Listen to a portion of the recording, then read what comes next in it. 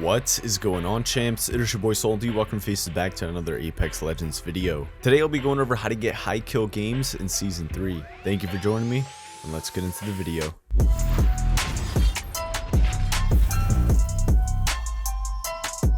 With the new map World's Edge replacing King's Canyon, getting high kill games have been quite the challenge. So today I'll be going over 5 tips for Season 3 high kill games, and I'll also have a bonus tip at the end of the video, so be sure to stick around. We are on the road to 20,000 subscribers, so if you're new here, subscribe to join the champion squad. Here you find some of the best Apex tips and tricks to make you an even better player. Now let's get into some solid tips to help you get high kill games.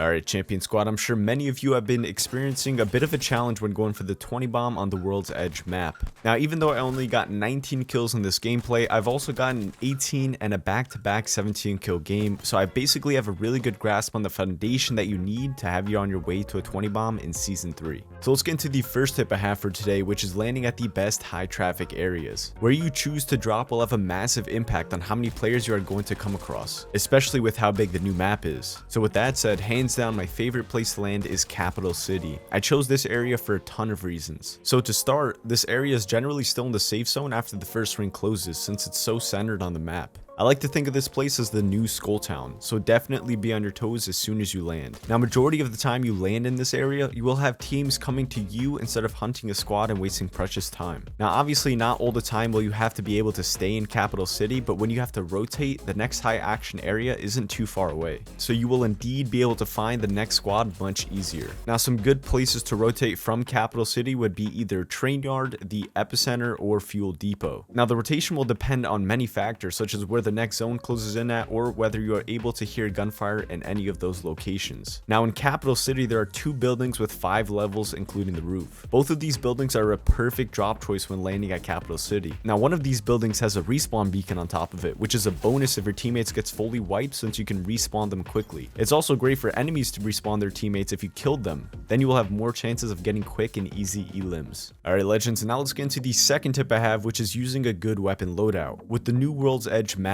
you will without a doubt encounter medium to long range gunfights. So before I list some of my favorite weapon combos, I'd rather have you guys use weapons that you are more comfortable and can land more consistent shots with. Now, the loadout I had during the 19 kill game was the R301 and Wingman. The R301 locked down all my medium to long range gunfights, and the Wingman is always a good cleanup weapon. But when I start to get very confident, I usually start running the Wingman to do the main damage. The Wingman can cover almost all ranges if you're very accurate with it, but don't use it if you have trouble landing shots. It can very much get you killed if you start whiffing shots trying to be all fancy. But not to go too off topic, some other good weapon combos I use on the regular can be the R301 and P2020 hammer points, R99 and Spitfire, and lastly the R99 and Wingman. I highly recommend using at least one weapon that feels lighter and has a faster mobility with it. So a valid submachine gun or pistol paired up with a reliable medium to long range weapon will have you prepared for the 20 bomb. Now let's move on to the third crucial tip I have, which is being the first engager on your team. Since the new map is somewhat hard to come across gunfights, you have to take advantage whenever you find a team.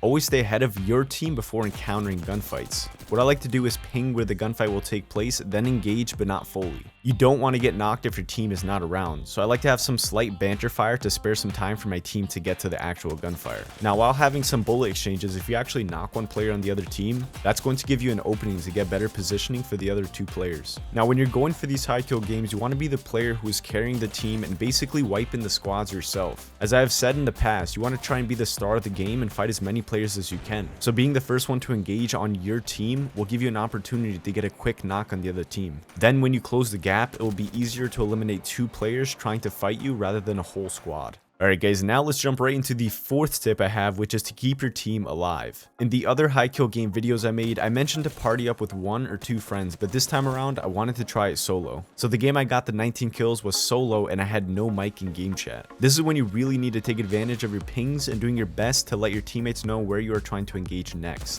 When I was running solo, I found it very hard to get a 20 bomb if both of my teammates died. It's hard to sneak around such a big map trying to solo squads. So whenever I played around my teammates, I can use them for my benefit. But it can also backfire because they can steal a few kills, which can have you come short of the 20 kill badge. And that's exactly what happened to me in this game. When I was watching over the gameplay, I just missed 1 to 2 kills because my teammate was quicker than me. But nevertheless, your team is also what's going to help you stay alive. Teammates are always great distractions and can spare you some time to get heals off. Now, one tip I have to limit the amount of kills stolen by a teammate is by making sure you have enough ammo in a mag or have both weapons reloaded before engaging someone. If you have a teammate right next to you, you really need to make sure you are hitting every shot, otherwise this gives them a chance to steal your kills. With that said, let's get right into the 5th tip I have, which is to focus on getting gold body armor. With the Season 3 update, gold armor is now fast heals, and as I had mentioned in the past, having fast heals will create room for mistakes that you never even realized. So whenever you are tagging someone and you notice they have gold shields, I would try and focus on taking them down first and immediately thirsting them. Having gold armor can let you fully heal before encountering almost every gunfight that you have, which is key to getting multiple kills in a short period of time. Now, if you end up getting a gold body armor, I would carry about 2 slots of cells, so 12 total. Trust me, you're going to need them because you're going to go through them like water, so be on top of how much you have and loot quick if you need more.